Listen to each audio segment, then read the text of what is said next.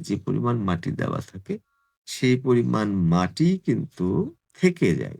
তার মানে প্রাকৃতিক নিয়মে এমনিতেই আমরা আসলে জীব সূর্যের আলো থেকে শুরু করে, আলো বাতাস থেকে শুরু করে অনেকভাবে আমরা নিজেকে খাওয়াই, নিজের শরীরটাকে সুন্দর রাখি। 60% 60% দেখা যাচ্ছে যে আমাদের খাবারের বাইরে যে আমাদের প্রাকৃতিক যে জিনিসগুলো আছে সেখান থেকে শরীরটা কাজ করে।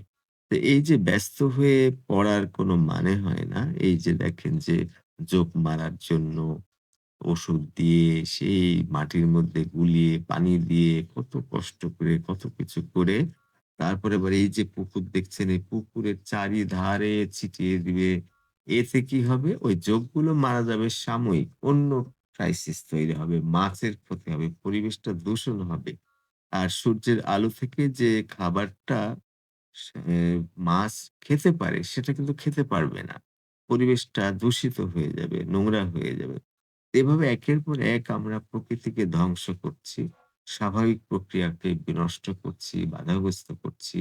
এই মাছ খেলে প্রোটিনের কাজ করবে না, শরীরে মাংস হবে না।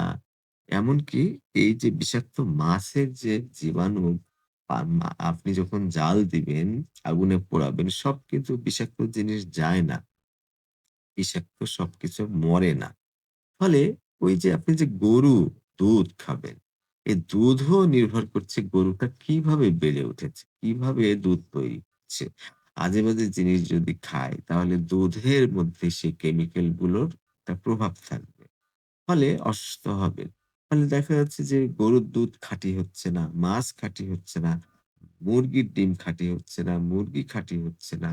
পাশাপাশি দেখেন আম, জাম, কাঁঠাল, কলা সবকিছুতে বিষ দিয়ে কেমন করে তৈরি করা হচ্ছে যে সব দিক দিয়ে ধ্বংস হচ্ছে। তো পৃথিবী একেবারে ধ্বংসের দ্বারপ্রান্তে একেবারে অসুস্থ হয়ে বিভিন্নভাবে আমরা অনেক বিপদের মধ্যে পড়ছি।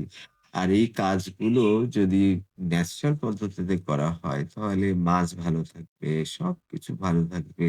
আমাদের অসুখ-বিসুখ তেমন একটা হবে না। শরীরটা আল্লাহ এমনভাবে সৃষ্টি করেছেন যে বিরল এর ভেতরে মেকানিজম আছে। কোনোভাবেই কিন্তু এটা আমাদের বিপদে ফেলবে না। দেখা যাবে যে কোনো অসুখই হওয়ার কথা না। আগে দেখেন যে ৪০ বছর পর্যন্ত তেমন কেউ অসুস্থ হতো না। হ্যাঁ, কিছু সাপে কাটা থেকে শুরু করে কিছু কারণে অনেক ধরনের বিপদ হতো আগে। ডায়রিয়া হতো, পানি খেত না, কলেরা হতো, পানি খেত না। পানি যখন খায় না তখন কেন পানি খায় না? মনে করে যে কলেরা তো একেবারে পাতলা পায়খানা। সেখানে পানি খেলে আরো পায়খানাটা পাতলা